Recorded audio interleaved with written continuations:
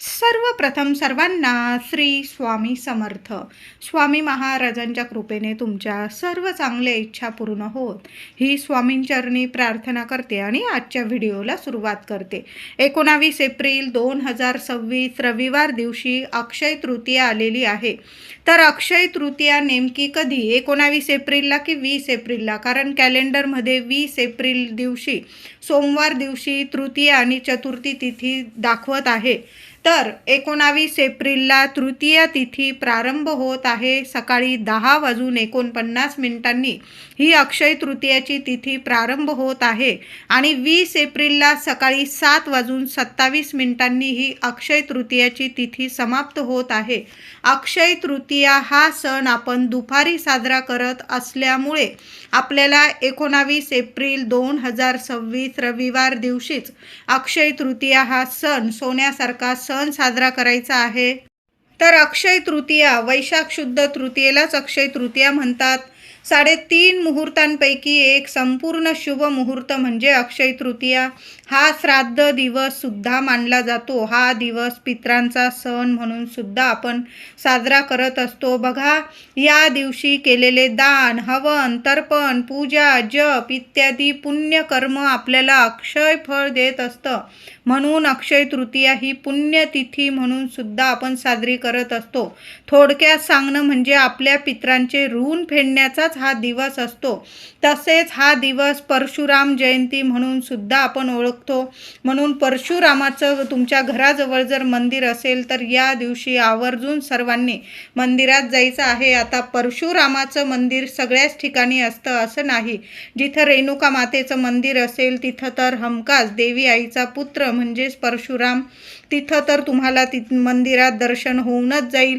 पण नाही तुमच्या घराजवळ तर सरळ आपल्या स्वामींच्या दर्शनाला जायचं आहे. साक्षात श्रीहरी विष्णूच म्हणजे परशुरामाचं, भगवान श्रीहरी विष्णूंचाच एक अवतार म्हणजे परशुराम आहे. घराजवळ श्रीरामांचं मंदिर असेल किंवा श्रीहरी विष्णू लक्ष्मीनारायणांचं आपल्या स्वामींचं मंदिर असेल, विठू माऊली रुक्मिणी मातेचं मंदिर असेल, तिथं जाऊन दर्शन घ्यायचं आहे.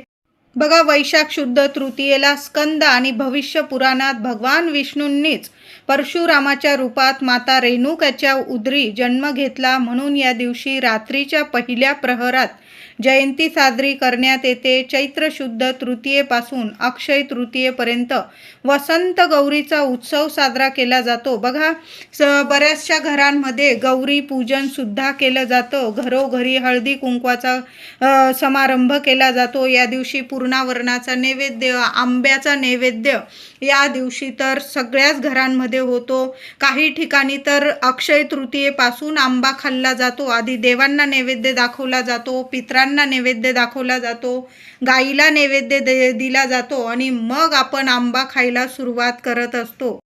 अक्षय म्हणजे कधीही न संपणारे, अखंड टिकणारे. या दिवशी केलेली जी पूजा असेल, दानधर्म असेल, अक्षय टिकून राहतो, कधीही संपत नाही. म्हणून या तिथीला आपण जे जे शक्य असेल ना त्या सेवा आणि थोडं का होईना दान अवश्य करायचं आहे. गोरगरीब असतील, कुणाला खरंच गरज आहे अशांना तुम्ही अन्नदान, पाण्याचं दान करू शकता. कपडा लत्ता, चप्पल, छत्री आणि दान करताना तुमच्या पितृदेवांचं नामस्मरण करायचं आणि मग दान करायचं आहे. म्हणजे जे काही पितृदोष असतील ते सुद्धा संपून जातात. आपल्या पितरांना तृप्तता मिळते, प्रसन्न होतात ते आणि भरभरून आशीर्वाद देतात.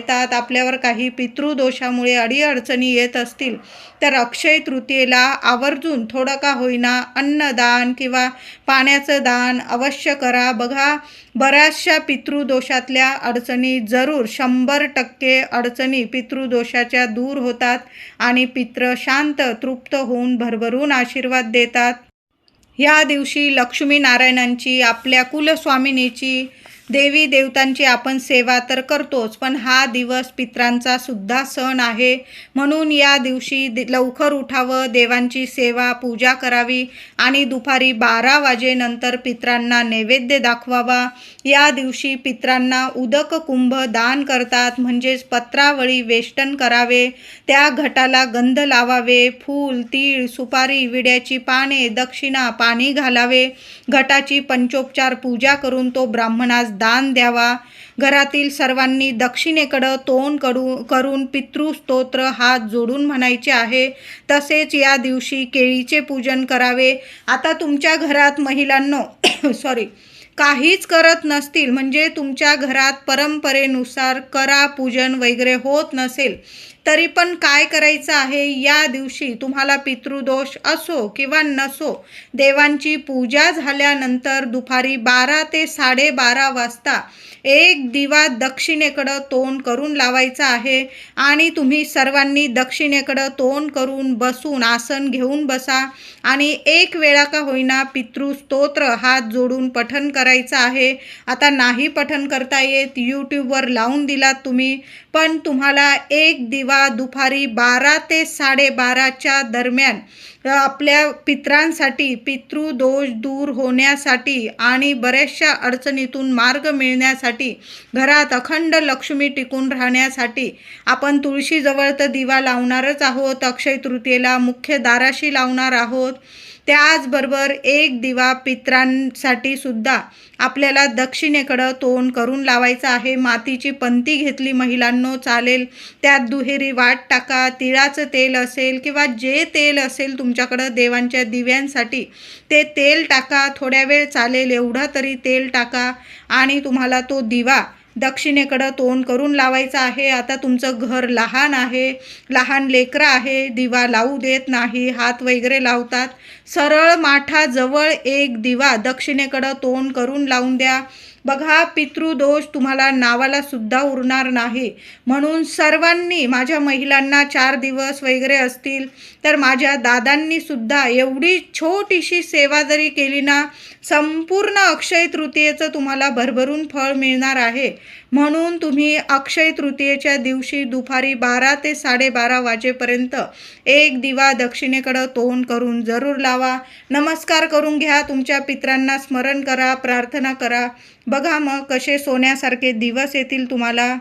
त्याचबरोबर या दिवशी आपण देवांना नैवेद्य दाखवणार, पितरांसाठी घास काढणार, कावळ्याला सुद्धा घास द्यायचा आहे. साधा दही भात ठेवला तुम्ही किंवा पुरी केलेली असेल, काही चपाती केलेली असेल, त्यावर थोडासा भात ठेवा, थोडंसं दही टाका, चमचाभर साखर टाका आणि घराबाहेर कावळ्याला घास या दिवशी अवश्य द्यायचा आहे. त्याचबरोबर घराजवळ गाय असेल, शोधा, मिळून जाईल. गाईला सुद्धा ताजी चपाती घ्या किंवा पुरणाची पोळी केलेली असेल, पुरणाची पोळी तूप लावून स्वतःच्या हाताने गाईला अक्षय तृतीयेच्या दिवशी आवर्जून सर्वांनी असा नैवेद्य खाऊ घालायचा आहे आणि मग आपण सर्वांनी जेवायचं आहे. आधी देवांना नैवेद्य दाखवा, पितरांना नैवेद्य दाखवा, कावळ्याला घास ठेवा आणि मग गाईला नैवेद्य दाखवून आपण जेवण करायचं आहे सर्वांनी. अक्षय तृतीया साजरी करताना या गोष्टी नक्की लक्षात ठेवा. महिलांनी सकाळी लवकर उठायचं आहे आणि अंघोळीच्या पाण्यात थोडं का होईना गंगाजल टाकायचं आहे, चिमूटभर हळद टाकायची आहे. महिलांनो, उपाय जरूर करा. बारीकसा खडा तुरटीचा असेल तो जरी टाकला तुम्ही चालेल, पण चिमूटभर हळद जरूर टाकायचं आहे. आंब्याची पानं आणलेली असेल आणि आणायचीच आहे, आंब्याचे सुद्धा उपाय करायचे आहे पानांचे. एक आंब्याचं पान जरी तुम्ही आंघोळीच्या पाण्यात टाकलं ना, मग बघा जे काही शारीरिक मानसिक त्रास असतील संपूर्ण नष्ट होईल आणि वर्ष कसं सोन्यासारखं शुभ ठरणार आहे तुम्हाला. लहान मुलांना सुद्धा हा उपाय करू शकता. एक छोटंसं आंब्याचं पान धुवून घ्यायचं आहे आणि मुलांच्या सुद्धा आंघोळीच्या पाण्यात टाका. प्रत्येकाने आंघोळीचा उपाय करताना वेगवेगळा करा. प्रत्येकाच्या आंघोळीच्या पाण्यात एक एक आंब्याचं पान, थोडं थोडं गंगाजल आणि चिमूटभर हळद आवर्जून टाका. चांगले अनुभव येतील तुम्हाला. आंघोळीनंतर आपलं दार, मुख्य दार स्वच्छ पुसून घ्यायचं आहे. सडा रांगोळी करायचं, घरदार स्वच्छ करून घ्यायचं आहे. उंबरठ्यावर हळदीचं लेपन करायचं आहे. दाराशी लहानशी का होईना रांगोळी काढायची, उंबरठ्याची पूजा करून घ्यायची आहे आणि उंबरठ्यावर एक वस्तू ठेवायची, ती म्हणजे तुम्हाला ठेवायचं आहे एखादी मातीची पंती घ्या, त्यात मूठभर तांदूळ ठेवा अख्खे, त्यावर 2 लवंग, 2 कापराच्या वड्या ठेवा आणि कोपऱ्यात ठेवून द्यायच्या आहे. दिवसभर त्या लवंग, तांदूळ आणि कापूर त्या मातीच्या पंतीत तसंच राहू द्या. संध्याकाळी दिवे लागणीला ते तांदूळ त्या कापरासोबत, त्या तांदळावर जो कापूर ठेवलेला आहे लवंगांसोबत, त्या वस्तू तुम्हाला जाळून टाकायच्या आहे. माता लक्ष्मीला तुमच्या मनातील इच्छा बोला आणि त्या वस्तू उंबरठ्यावरच जाळायच्या आहे. सोन्यासारखे अनुभव येतील तुम्हाला. त्याचबरोबर या दिवशी सकाळीच गॅस शेगडीची पूजा आवर्जून करायची आहे. आंब्याची तोरणं दारावर जरूर लावायची आहे.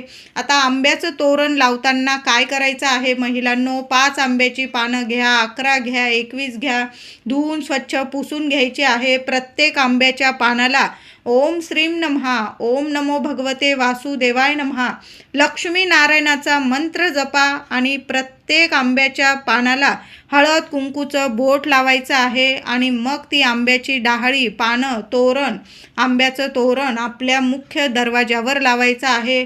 घरात वर्षभर शुभ गोष्टी घडून येणार आहे. लग्न कार्यात अडचणी असतील ते सुद्धा लग्न कार्य जुळून येतील.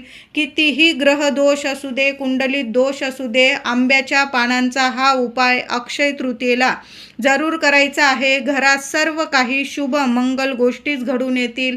तुमच्या कष्टाला फळ मिळू लागेल. लक्ष्मी टिकून राहील, घरात बरकत राहील, आरोग्य प्राप्ती राहील. म्हणून या दिवशी आंब्याचं तोरण आपल्या मुख्य दरवाजावर जरूर लावा.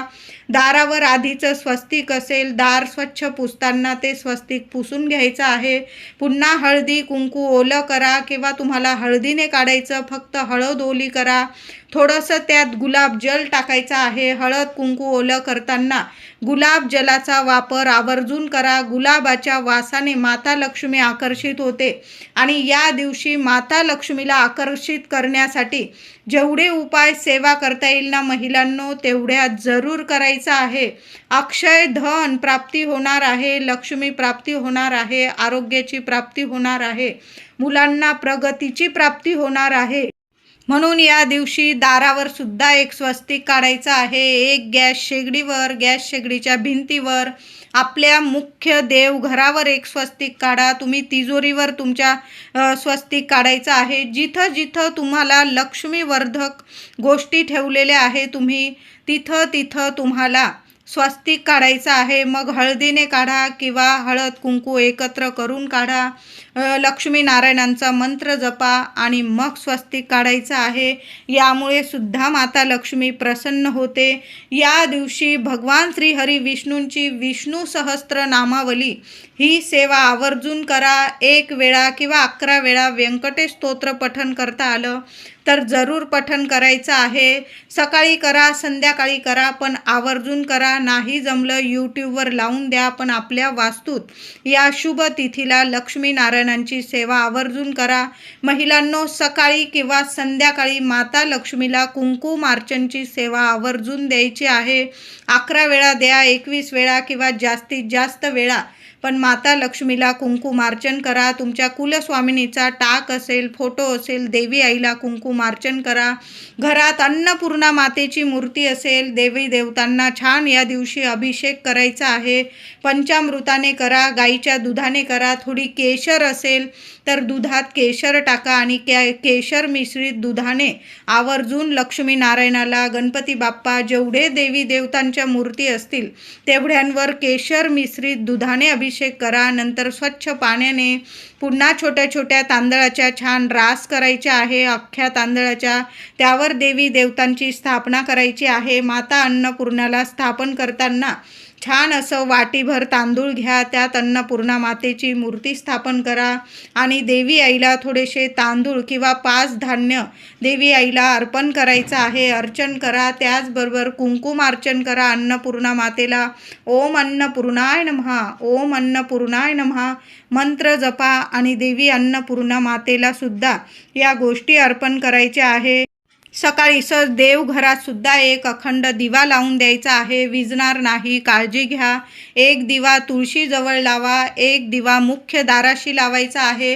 प्रत्येक दिव्यामध्ये 2-2 लवंग टाकून द्या महिलांनो.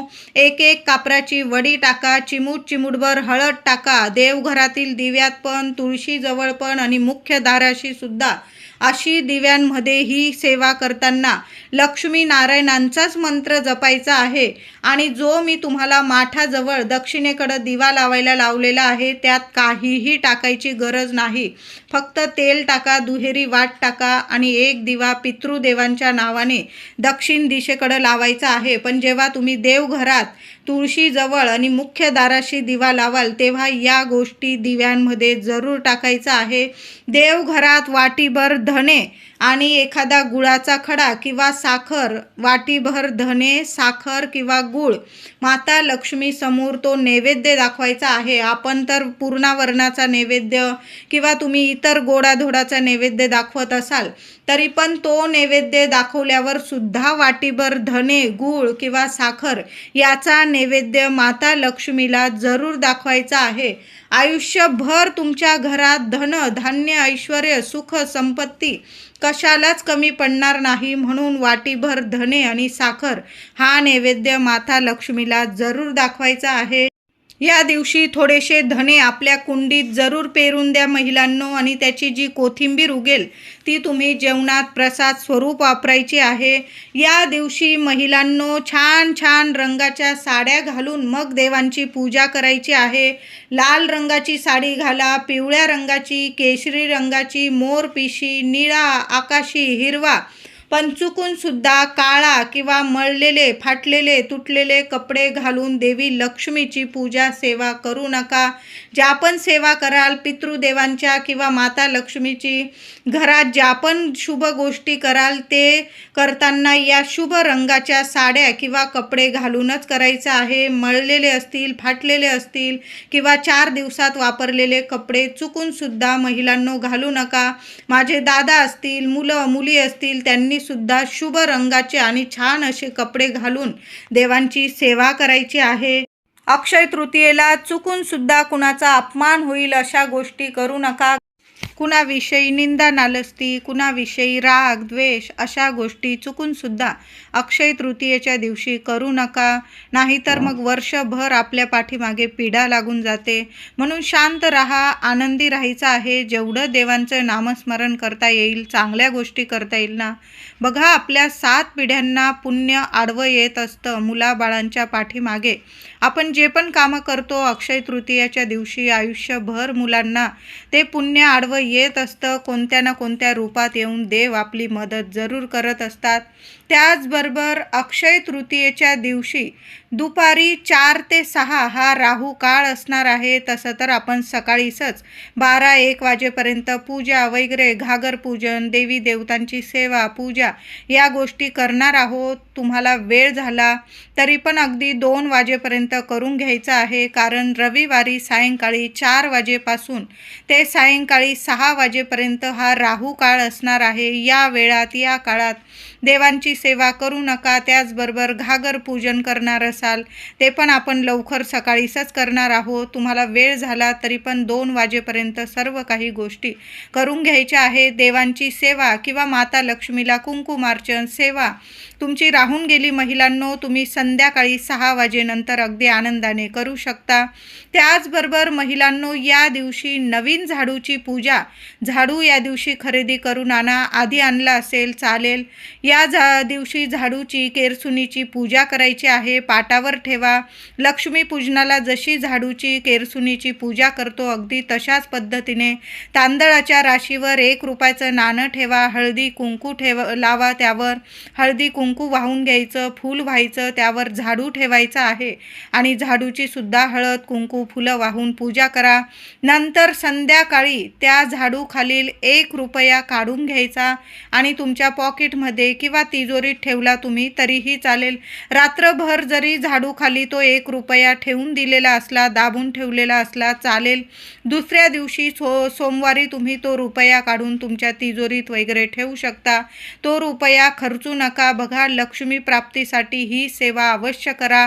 अक्षय तृतीया ही तिथी जशी पितृदेवांना समर्पित, तशी जास्तीत जास्त लक्ष्मी तिथी म्हणून सुद्धा ही तिथी खूप छान. आपण जी सेवा पण करतो ना लक्ष्मी मातेची, तर 100% लक्ष्मी प्राप्ती होते, आपल्याला धनप्राप्ती होते. माता लक्ष्मी आपलं घरदार सोडून कधीच जात नाही, स्थिर स्वरूपात आपल्या घरात अखंड वास करते. म्हणून या दिवशी हा झाडूचा उपाय जरूर करा.